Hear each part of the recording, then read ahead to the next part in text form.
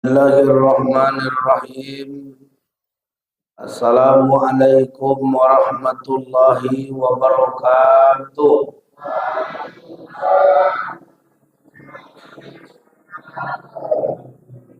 Alhamdulillahi rabbil alamin.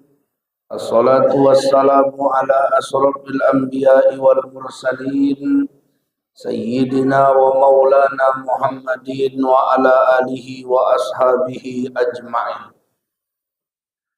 Sama-sama kita hormati, kita muliakan Bapak Ketua BKM kita, yaitu Ustadz Ari Ashab SPD, beserta seluruh pengurus. Yang sama-sama kita hormati imam kita, para ustadz yang berhadir, bapak-bapak, ibu-ibu, adik-adik, semua yang hadir ini mudah-mudahan kalau ada yang sakit Allah sembuhkan penyakitnya. Yang punya anak dijadikan Allah anaknya soleh dan soleha. Yang punya hutang Allah lunaskan hutangnya. Kalau ada tukang kredit mau nagih lupa alamat rumahnya. Kalau mati insya Allah masuk surga. Apa kabar semuanya, sehat? Alhamdulillah. Ustaz mau tanya, Allah itu berarti baik enggak? Yang paling baik sama kita siapa? Allah.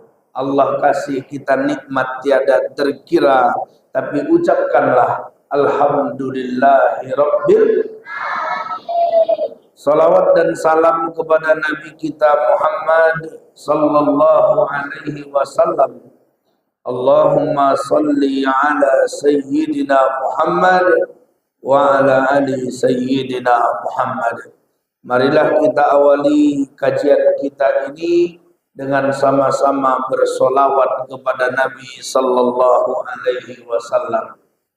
Salatullah salamullah ala toha rasul. Salatullah salamullah ala yasin. Semua. Salatullah salam ala toha rasul. Salatullah salamullah ala yasin. Tawassalna bismillah wa bil hadi lillah wa kulli mujahidin bi ahlil badiyah. Salatullah ala toha. Salatullah salamullah ala yasin. Khususan di sesi masa Ramadan al-Buti al-Fatihah.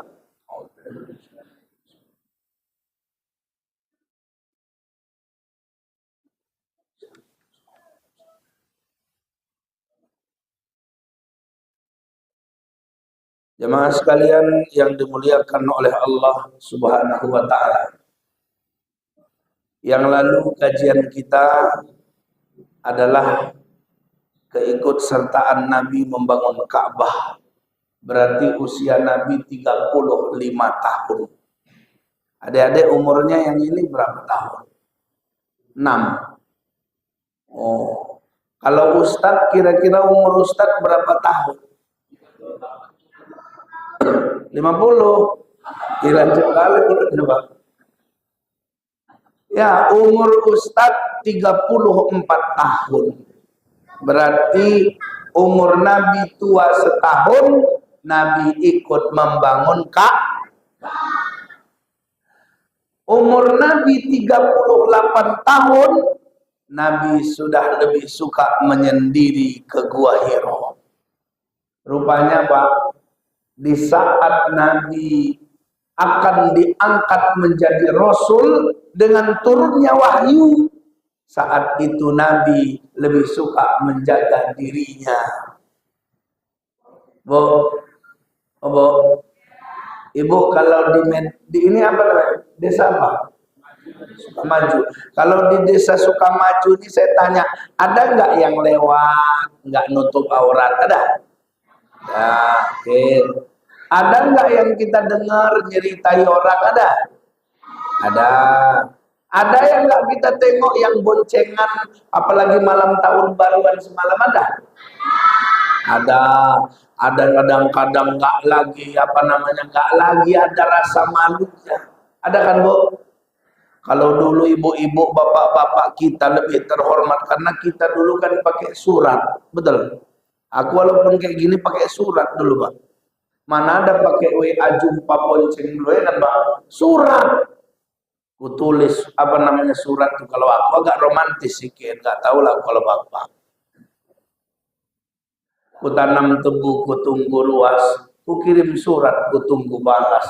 Kalau adik pandai melukis, lukis saja si ikan hiu. Kalau adik pandai berbahasa Inggris, apa artinya I love you?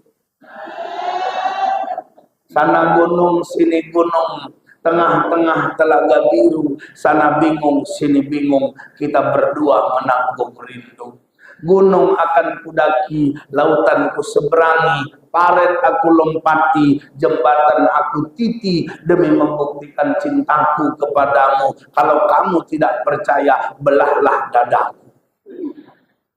Romantis Bu? Ku kirim surat tuh, ketangkap, udah, kan di pesantren. Itu ketangkap surat itu tadi mualunya dibacakan di depan umum sama Ustaz. Dibacakan Pak, ya Allah gini aku. Karena udah nulis surat, nggak tahu kita nitip sama anak kecil, botak kepala. Makanya kepala aku dibotak. Kalau orang sekarang mana ada? Oh, dinyanyikan adalah terima lagu ini dari orang biasa, betul kan? Maka di desa Sukamaju ini aja ada orang maksiat, ada yang enggak nutup aurat, ada yang kita lihat orang melakukan dosa terang-terangan di depan mata. Maka begitu pula di masa jahiliyah. Nabi melihat ada orang nyembah yang disembahnya Tuhan yang dia buat dengan tangannya sendiri. Kadang-kadang dibuatnya dari kayu Pak disembahnya. Kadang-kadang dibuatnya dari batu disembahnya. Kadang-kadang dibuatnya dari tepung. Tahu tepung kan? Kan kalau makan roti enak. Itu bahannya apa? Tepung. Dari tepung dibuatnya, habis itu disembahnya. Taburnya pula macam pemanis di tepung tuh. Lapar dimakannya, besok buat Tuhan lagi. Ya, Nabi lihat ada orang maksiat. Kayak mana maksiatnya? Ngeri kali model-model nikahnya. Kayak mana rupanya? Ditengok Nabi, ada orang sukanya ke tempat-tempat yang enggak baik. Nanti 10 orang laki-laki datangi 1 perempuan. Nanti ketika hamil baru ditengokkan. Ini mirip siapa mukanya dari yang 10 nih.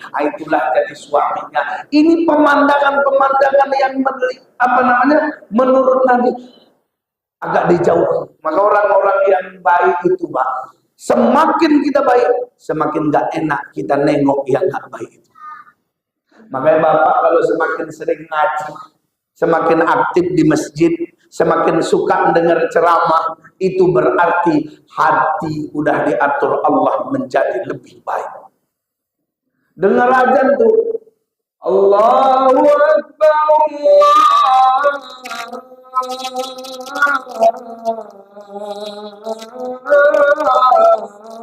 Allahu Akbar, itu langsung cepat awak menyambutnya. Atau misalnya yang azan mau jelek mau cantik nggak urusan sama awak. Ada kan sekarang masih mempermasalahkan yang azan, ada Pak? Aku bukan nggak mau ke masjid, cuman yang ngajar di masjid itu rata-rata uak-uak. Uak-uak opung-opungnya kan Pak. Kalau uak-uak nih yang ngajar kan, ya kan? Ayalah sholat.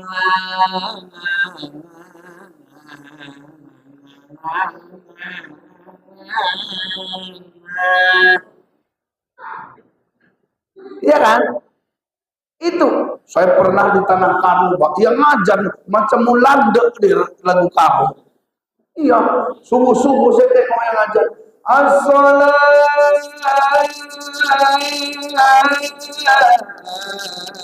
khairum minan naum. Umat paten, Pak. Orang kalau semakin dekat hatinya kepada Allah, Allah arahkan dia, nggak dicarinya alasan untuk menolak datang ke tempat yang baik, tapi dicarinya alasan kenapa aku harus datang ke tempat itu. Maka Nabi waktu menjelang diangkat menjadi Rasul yang akan bertugas untuk berdakwah, Nabi menjauh dari masyarakat itu. Kenapa menjauh? Karena kalau enggak nanti orang, kita kan kalau terlalu dekat bisa nggak segan orang sama kita, bisa nggak? Misalnya aku Ustaz, ya kan Bu, Bu, oh Bu, ini ku tengok bapak-bapak ini salaman pun sama aku agak nunduk, padahal umurku kan sama kayak umur anak bapak, ya kan? Betul kan Pak? Seharusnya kan aku yang nunduk. Cuman karena bapak menganggap ini Ustaz, maka bapak agak nunduk, aku lebih nunduk. Kenapa bisa begitu? Karena ternyata kita jarang bersama. Coba kalau udah tiap hari bersama, ya kan Mbak? Sama ketua BKM pun aku udah tiap hari ke Kampung Lalang beli es krim misalnya kan. Itu pasti macam abang adik. Habis itu bapak ini biasa aja. Aku pula yang kayak gini karena umur. Jadi rupanya semakin kita dekat sama orang dan yang kita dekati pelaku maksiat, maka kita bisa diajak-ajak. Nabi tidak. Nabi dengar orang nyanyi aja di tempat kayak keyboard lah sekarang nih Pak. Pernah 2 kali. Nabi bilang, aku kan anak muda, pengen juga aku siap ngembala kambing ini, mau dengar orang pesta ini. Datang Nabi ke tempat pesta itu belum dimulai, Nabi langsung Allah buat ngantuk dan tidur ketika bangun pesta udah selesai. Besok dibuat Nabi lagi, titip sama kawannya, titip ya kambingku, aku mau nengok orang pesta. Maka gitu sampai di tempat pesta, Nabi ngantuk lagi, tidur, terbangunnya pas matahari sudah menyengat badannya. Artinya apa? Allah mencegahnya dari hal-hal yang tidak akan baik padanya. Makanya kan ada kita kadang udah mulai benci dengan maksiat. Ada Pak? Ada. Orang ngajak Bapak gosip, udah nggak tertarik Bapak. Tengok Pak Kades, udah nggak usah bahas. Ya kan Bu? Kata kawan ibu, tengok ketua wirid, asik-asik naik kanua wirid aja. Apa ibu bilang? Nggak usah cerita itu. Puasa nih, puasa. Tengok nanti bulan puasa, Pak. Banyak orang lebih suka menyendiri. Maka ada nanti yang iktikaf di masjid. Ada. Iktikaf di masjid. Zikir, tertidur nanti gulai sedikit dia. Habis itu nanti sholat dia. Habis baca Quran, tertidur lagi dia. Kenapa? Itu cara Allah membuat dia jauh dari perbuatan yang sia-sia. Maka Nabi Shallallahu Alaihi Wasallam sebelum diangkat menjadi Rasul, karena kalau udah diangkat jadi Rasul, tugasnya udah dakwah. Sebelum itu Nabi harus bertafakkur, Nabi harus menyendiri, Nabi harus memikirkan alam, Nabi harus melihat keagungan dan kekuasaan Allah. Maka pada saat itulah yang dikenal Nabi berkhalwah atau beruzlah atau bertahanus di Jabal Nur, yang di situ ada gua namanya Gua Thur. Jadi Pak Ketua BKM kemarin itu kan udah nyampe sana, nengok kayak gini rupanya. Jabal Nur dengan Jabal Thur, jauhnya kan jauhan Jabal Thur. Tapi kalau ke atas curamnya curaman Jabal Nur. Maka Nabi ke sana jalan kaki dari rumah Nabi itu lebih 5 kilometer. Jalan kaki naik ke atas sekitar 700 meter. Itu Nabi. Kemudian setelah itu Nabi melihat alam ini. Nah, di Jabal Tur ini, Pak, Nabi tak menyaksikan orang menyembah pohon, menyembah batu, menyembah yang lain. Nabi cuma memikirkan alam semesta. Maka jamaah sekalian yang dimuliakan Allah, kata Syekh Said Ramadan Al-Buti, walamma akhadat sinnuhu tadnu nahwal arba'in. Ketika usia Nabi sudah mendekati 40 tahun, apa yang terjadi? Nasa aladai ubun lil uzlati bainal fatrati wal ukhra. Jadi Allah membuat kecenderungan di hati Nabi untuk menyendiri. Menyendiri dari satu waktu ke waktu yang lain, dari satu saat ke saat yang lain. Untuk apa Nabi menyendiri di sana? Supaya Nabi bertahanus, bertafakur, memikirkan alam raya, memikirkan kekuasaan Allah, mendekat kepada Allah, menjauh dari orang-orang yang kotor. Maka inilah awal sebelum kenabian itu. Jamaah sekalian yang dimuliakan Allah Subhanahu wa taala. Kemudian setelah itu kenapa Nabi cenderung hatinya untuk menyendiri di Gua Hira? Ternyata Nabi bermimpi. Apa mimpi Nabi? Disebut dengan ar-ru'yah as-salihah atau ar-ru'yah as-sadiqah. Jadi mimpi Nabi itu mimpi benar. Maka kata ulama berarti mimpi itu pun bagian dari kewahyuan di masa itu. Saya tanya dulu, Nabi Ibrahim menyembelih Nabi Ismail, mimpi apa enggak? Apa mimpi dia? Disembelih anaknya, ya bunayya inni arafil manam. Oi anakku, ayah melihatmu dalam mimpi, anni agbau kapan mata taro, ayah menyembelihmu, bagaimana pendapatmu? Kenapa Nabi Ibrahim meyakini mimpinya?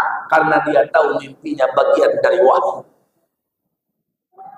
Nabi Yusuf mimpi enggak? Ibu kalau dengar Nabi Yusuf yang teringat apa?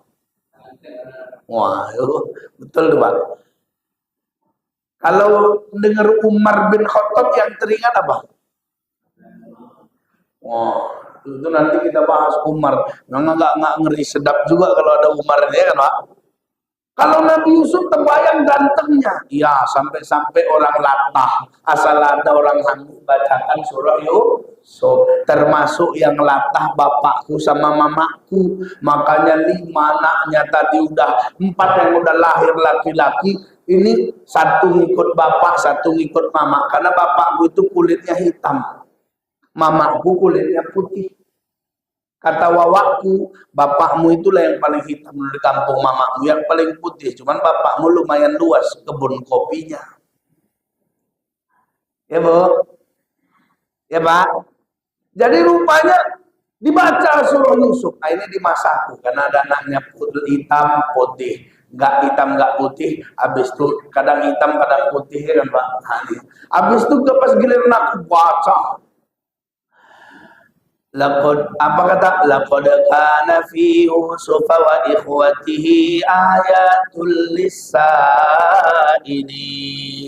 idh qalu la Yusuf wa akhuhu ahabbu ila abina minna wa nahnu usbah. Dibaca bapak, cuma latah pengen anaknya ganteng, lumayan lah mirip bapakku juga.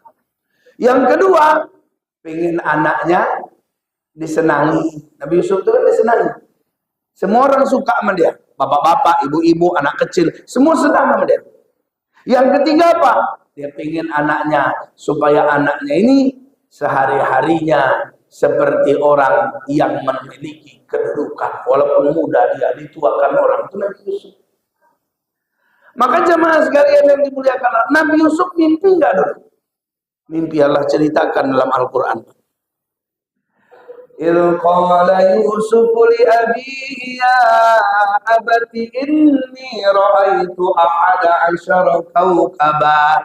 Inni ra'aitu ahada asyara kawkaban wasyamsa wal qamara ra'aituhum li sajidin. Dan Nabi Yusuf itu mimpi 11 bintang, bulan, matahari itu sujud kepadanya. Ternyata itu tanda dia akan diangkat menjadi rasul. Nabi Muhammad SAW mimpi, Ustaz, mimpi. Kadang mimpinya seperti fajar menyingsing. Kadang Nabi mimpi apa yang dimimpikan Nabi, kata ibunda kita Aisyah, itu yang terjadi.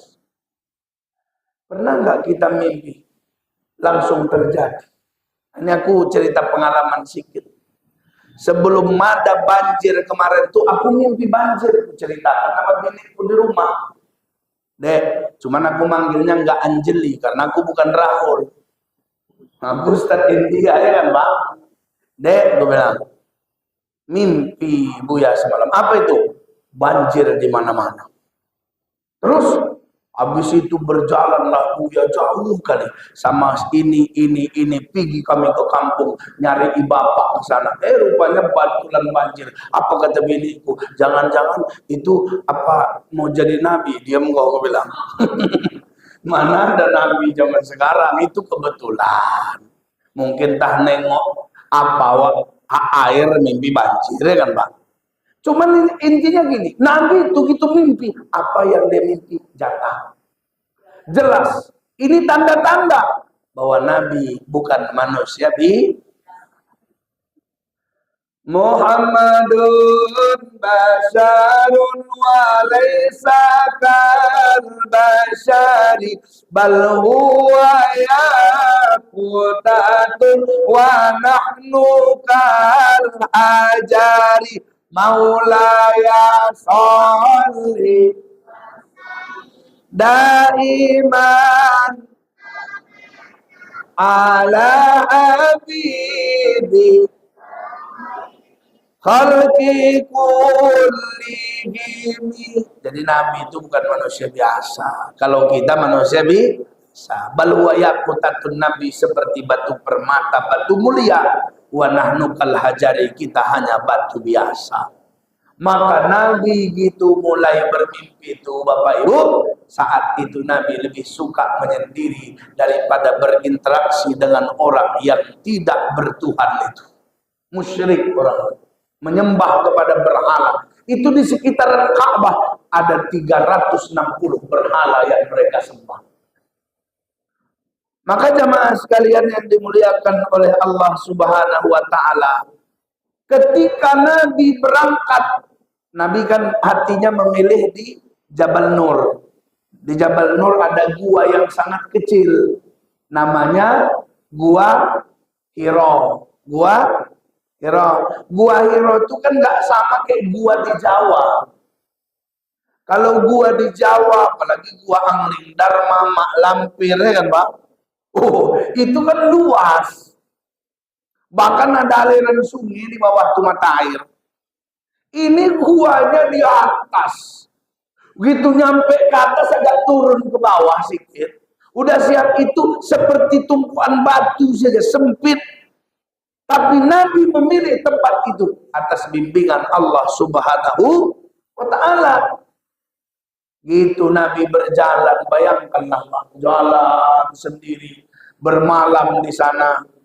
Kata Syekh Said Ramadan Al-Buti, ternyata Nabi di sana itu fataratan asron wa taratan aktsara min dzalika ila syahri. Terkadang Nabi di Gua Hiro itu 10 hari, terkadang lebih sampai sebulan. Nabi ke sana, siapa yang ngasih bekal? Istrinya Sayyidah Khadijah. Ini bekal abang, nanti kalau habis bang, abang balik. Ini bekal cuman untuk seminggu, 10 hari misalnya. Nanti kalau abang nggak balik, aku yang ngantar. Baik kali nggak jadi istri. Baik Bu. Suatu ketika Nabi istrinya bilang, Sayyidah Khadijah, wahai suamiku, jangan pergi ya hari ini ya. Kenapa rupanya? Ini agak-agak cuaca dingin, takut aku kau sakit. Maka apa kata Nabi? Aku tetap pergi ke sana. Ya udah, kalau memang ke sana, ini jangan lupa pakai, ini jangan lupa pakai. Udah siap itu Nabi pergi ke sana, balik-balik kedinginan. Aku kedinginan, selimuti aku, kayaknya aku demam, apa namanya, nggak enak badanku. Maka langsung diselimuti istrinya, nggak dibahasnya apa-apa. Coba ibu-ibu sekarang, Bang, jangan mancing, hujan-hujan, nanti kepleset anyut kau. Kata bapak nih nggak bisa, aku mancing. Pergi juga mancing, kepleset, hampir hanyut, pulang demam. Cerita sama biniknya, dek kepleset abang, hampir hanyut. Pulang ini udah demam abang, belikan dulu obat paracetamol dek. Apa kata ibu? Kok nggak hanyut sekalian kau? Kan udah aku bilangin, nggak mau dengerin. Bagus hanyut kau sekalian, biar aku dapat laki baru. Beda. Beda. Maka jemaah sekalian yang dimuliakan Allah Subhanahu wa ta'ala, saat itulah Nabi 38, 39 sampai 40 Pak, itu di Gua Hiro aja. Ternyata bukan cuma Nabi yang di sana, ada juga orang kadang di sana menyendiri duduk situ. Nabi bagi makanan. Asal ada yang naik mau nengok Mekah, itu kan dari rumah Nabi ke Gua Hiro itu sekitar ada 5 bukit yang dilalui. Ditengok dari situ kan nampak semua. Maka saat itu Nabi kasih makanan. Ada makanan nggak? Kasih. Ada makanan? Kasih. Ada makanan? Kasih. Walaupun Nabi di sana bekalnya bisa nggak cukup, tapi masih mau ngasih orang. Awak bekal awak banyak, duit awak banyak, saudara kita kena banjir, dimintai, lancip mulutnya. Ada kan? Ada. Padahal kita dengar media sosialnya sedih lah. Walaupun nggak tahu artinya kalau udah ada lagu-lagu daerah tuh, tapi nengok banjirnya sedih nggak? Gitu buka misalnya TikTok atau media sosial lainnya, YouTube kah, apa yang muncul di situ? Ya Rabbana ya Tuhan kamu yudhib kamonyo na ampun dosa benar ampun segala dosa bejoh bala ya Rabbana. Nampak hanyut rumah-rumah tuh, berarti banjirnya di mana nih kalau kayak gini lagunya? Di Aceh. Betul? Nggak ngerti kita Pak, tapi nyampe ke jantung kita. Taruh lagi ke bawah, tengok yang lain lah, muncul lagi, hancur juga. Tapi lagunya nggak lagu Aceh. Di sangkorinti arnai jua dan turun, kiranya hujan labe bana di hulu, di tengah malam datang galodo, air badarun maluluh lantak kampuang jonah gari. Itu di mana Pak? Nah, cuman kalau di Tapteng aku nggak tahu, cuman itu aja yang aku tengok kemarin. Ya, jadi kita nengok. Kalau di Tapteng udah hancur itu, ada ku tengok naik mobil orang satu ngantar bantuan. Hancur juga itu. Ada lagu mendeleknya, cuman masalah hari raya. Teringot au kampung halaman, jugut tondo mertu kolisan, seorang takbir berkumandang. Nah kan itulah Pak, udah capek. Ya, jadi nengok itu sedih kita. Nabi lagi dia butuh di atas sana, tapi dia berbagi. Awak orang lain butuh, awak banyaknya malas awak berbagi. Malulah kepada Rasulullah Sallallahu Alaihi Wasallam. Maka jemaah sekalian yang dimuliakan Allah, apa kata Syekh Ramadan Al-Buti? Ini masih ada waktu bukan? Masih ada? Aku soalnya nggak ngerekam, jadi aku nggak tahu.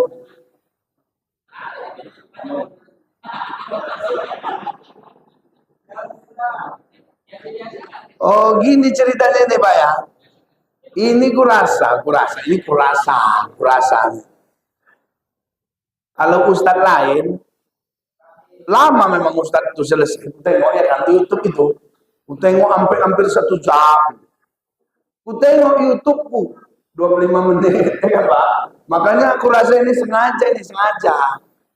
Udah setengah jam aku baru datang dia. Jadi ku tambah setengah jam lagi ya kan Jadi jamaah sekalian yang dimuliakan Allah Subhanahu wa taala. Rupanya penting bagi kita untuk beruzlah. Tapi jangan sesat. Ada orang sekarang, oh ngikuti Nabi, naik ke Gunung Merapi, meledak, meninggal deh. Ada Pak? Ada? Ada yang pergi ke Gunung Sindur, tiba-tiba dibilangnya, aku udah jadi Nabi, lancip kali mulutnya. Ada. Waktu aku di Jawa, ada yang aku Nabi namanya Tugimin. Ada. Iya kan? Jadi rupanya, jangan salah paham. Zaman sekarang awak berkholwah, mau bertahamus, bisa iktikaf di masjid, bisa Pak? Atau sholat tahajud malam zikir, awak yang lain tidur awak zikir. Atau misalnya jauhi teman-teman yang sifat-sifatnya buruk. Pelajarannya dari Rasulullah Shallallahu Alaihi Wasallam. Kalau ada kawan kita ngajak kita biar nggak ke masjid, ngajak kita biar nggak ngaji, ngajak kita seneng-seneng dunia saja, jauhi. Kenapa? Karena itu tanda Allah mendekat kepada kita. Karena Allah itu Pak seakan bertanya pada kita, hal min sa'ilin. Siapa yang meminta? Yang kedua, hal min mustaghfirin. Siapa yang mau beristighfar? Yang ketiga, hal min taibin. Siapa yang mau bertobat? Ayo, setiap harinya hal min sa'ilin. Minta kalian sama aku. Kenapa? Karena Nabi dulu di Jabal Nur itu minta kepada Allah. Nabi di Jabal Tur itu minta kepada Allah. Nabi di Madinah berjuang minta kepada Allah. Sampai ketika memperoleh kemenangan, Nabi mengatakan, La ilaha illallah. Tidak ada Tuhan yang berhak disembah kecuali Allah. Shadaqah. Allah telah Allah itu telah benar ucapannya ya Pak ya. Allah telah penuhi janjinya. Wa nasara abdah. Allah telah menolong hambanya. Wa hazamal ahzab wahdah. Allah telah mengalahkan musuh-musuhnya. Kenapa? Karena Nabi selalu meminta. Makanya kalau gitu pelajarannya malam ini banyak-banyak berdoa. Adik-adik siap sholat berdoa. Apa doa kalian? Allahumma gfirli wali daya warhamhuma kama rabbayani. Berdoa. Yang belum dapat jodoh, doakan ya Allah, kasih aku jodoh ya Allah. Cuman nggak usah detail kali. Kasih aku rezeki ya Allah, tapi nggak usah detail kali. Ada orang detail kali. Pajero ya Allah, Pajero ya Allah, Pajero ya Allah, Pajero. Mak sebut merek. Maka jemaah sekalian, hal min sa'ilin, minta. Hal min mustaghfirin. Siapa yang mau istighfar? Nabi istighfar nggak Pak? Istighfar. Nabi nggak kurang 70 kali istighfar satu hari. Awak istighfar 3 kali pas sholat. Astagfirullahaladzim, alladzi la ilaha illa huwal hayyul qayyum wa atubu ilaih. Astagfirullahaladzim. Udah selesai. Nabi 70 kali. Astaghfirullah Rabbal baraya, astaghfirullah minal khotoya. Coba. Astaghfirullah.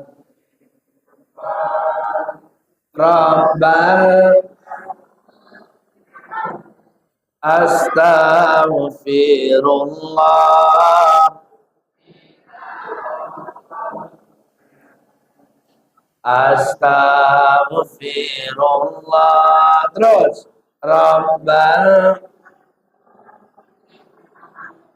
Astaghfirullah. Kasih Pak. Panas. Ini kurasa sengaja kali orang ini. Orang Ustadz ini mau cepat aja ya kan Pak. Jadi jemaah sekalian, hal min mustaghfirin. Nabi di sana di Jabal Nur, di Gua Hira, Nabi berzikir. Makanya tahanus itu tafakur, berzikir, memikirkan alam. Kalau alam pikirkan, kalau Allah zikir. Betul? Jangan terbalik. Allah pikirkan oleh kita. Ya kan, Pak? Ada nggak yang mikirkan Allah? Allah itu di mana ya? Kayak mana ya? Apanya kayak mana? Meninggal wah itu tabrak motor. Jadi kalau Allah ingat Allah ingat. Maryam di dalam mihrabnya mengingat Allah. Betul? Betul? Nabi Ibrahim waktu dibakar yang dia ingat Allah. Nabi Musa di depannya laut, kemana laut di depan, Fir'aun di belakang. Pilihannya cuma dua, masuk ke air atau mati dibunuh orang. Tapi masuk pun mati. Yang diingatnya Allah, tebelah laut itu. Cuman pakai tongkat aja, kata tongkat aja tongkat tebelah. Betul? Nabi Yunus ditelan ikan, ya kan? Dibawa ikan ke dasar lautan. Kalau dimuntahkan ikan tuh dia di dasar lautan, mati dia. Mana bisa ke atas? Tapi didengarnya pula semua yang ada di laut itu bertasbih kepada Allah. Maka dia pun ingat pada Allah. Dia bilang, La ilaha illa anta subhanaka inni kuntu minal. Jadi rupanya mengingat Allah. Nabi Sulaiman itu dia ingat Allah. Dia minta kekuasaan kepada Allah. Yang tidak pernah dimiliki orang sebelumnya. Dan tidak akan dimiliki orang sesudahnya. Maka jin pun nurut sama dia. Angin pun nurut sama dia. Suara semut pun dengar dia. Hewan lain bisa diperintahnya. Memang kita harus banyak mengingat Allah. Salah satu cara mengingat Allah, beristighfar kepada Allah. Hidup di dunia sebentar saja, sekedar mampir sekejap mata. Jangan terpesona, jangan terpedaya. Akhirat nanti tempat pulang kita. Akhirat nanti hidup sebenarnya. Semua Astaghfirullah Rabbal Astaghfirullah. Nah, cukup. Ini kok banyak kali istighfar Ustaz, ngabisin waktu. Jadi jemaah sekalian yang dimuliakan Allah, usia Nabi 38, 39, masuk ke 40. Oh, itu suasana udah beda, Pak. Apa bedanya? Ternyata tanda-tanda itu semakin jelas. Kalau ditanya sama Sayyidah Khadijah, wajah Nabi itu semakin lama semakin bercahaya. Wajahnya abyadun musyarrabun. Putihnya berseri, bercahaya. Kenapa? Udah mendekat kepada turunnya wahyu. Maka nanti Nabi gitu dia di Jabal Nur. Orang-orang Arab menganggap ini Muhammad ini memang paten nih. Pertama dia Al-Amin, orang terpercaya. Kita semua menyukainya. Kedua nampak-nampaknya dia ini konsentrasi dalam ajaran agama Nabi Ibrahim, Hanif, yang Hanif. Jangan-jangan dia nampaknya bangun Ka'bah semangat dia, urusan maksiat nggak pernah dia, tipu menipu apalagi nggak mau dia, dari tempat-tempat yang nggak baik jauh dia. Sekarang dia suka menyendiri, berpikir berbagi. Kemudian pada saat itu apa kata orang? Paten Muhammad nih, padahal dia nggak tahu Allah sedang membuat inilah calon nabi yang paling mulia di muka bumi.